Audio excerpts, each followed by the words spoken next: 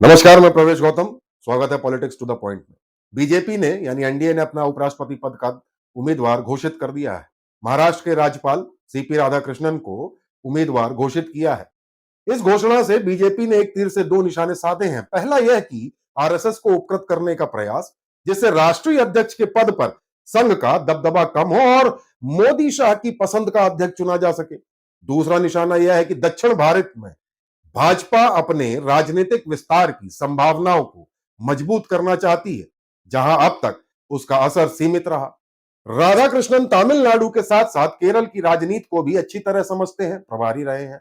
साथ ही वे तमिलनाडु के डीएमके और एआईडीएमके दोनों के साथ गठबंधन की रणनीतियों में निपुण माने जाते हैं।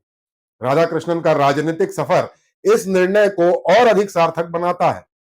वे 16 साल की उम्र से ही आरएसएस और जनसंघ से जुड़े रहे। 2 बार लोकसभा सांसद रहे। 1998 और 1999 के आम चुनावों में कोयंबटूर से बड़ी जीत दर्ज की।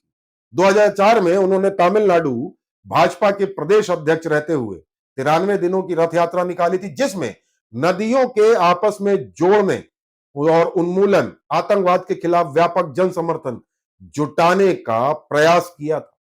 उनकी छवि संगठन और गठबंधन दोनों में दक्ष नेता की रही है। 2014 में वे तमिलनाडु से सबसे ज्यादा वोट पाने वाले भाजपा के उम्मीदवार बने। हालांकि यह चुनाव मामूली अंतर से हार गए थे।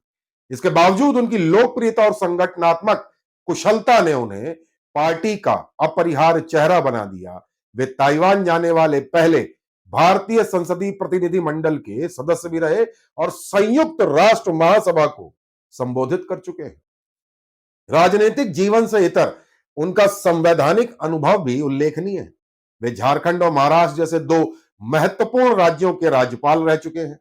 झारखंड में उन्होंने आदिवासी और वंचित समुदायों से सीधे संवाद किया और प्रशासन तथा जनता के बीच पुल का काम किया। इसके बाद महाराष्ट्र के राज्यपाल के रूप में उन्होंने न सिर्फ संवैधानिक मर्यादाओं का पालन किया, बल्कि राज्य की जटिल राजनीतिक परिस्थितियों में संतुलन बनाए रखा। इन पदों ने उनकी छवि को एक ऐसे नेता के रूप में स्थापित किया जो केवल राजनीति तक सीमित नहीं है, बल्कि शासन और संवैधानिक जिम्मेदारियों को निभाने में भी सक्षम है।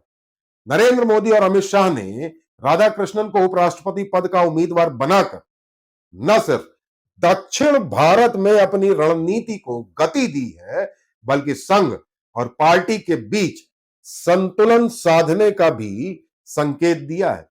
कुल मिलाकर भाजपा ने यह साफ कर दिया है कि संवैधानिक पदों की राजनीति भी अब उसके लिए दीर्घकालिक राजनीतिक उद्देश्यों की पूर्ति का माध्यम है। प्रयास कैसा लगा जरूर बताइएगा। चैनल को लाइक शेयर सब्सक्राइब करना बिल्कुल न भूलें। बहुत बहुत धन्यवाद।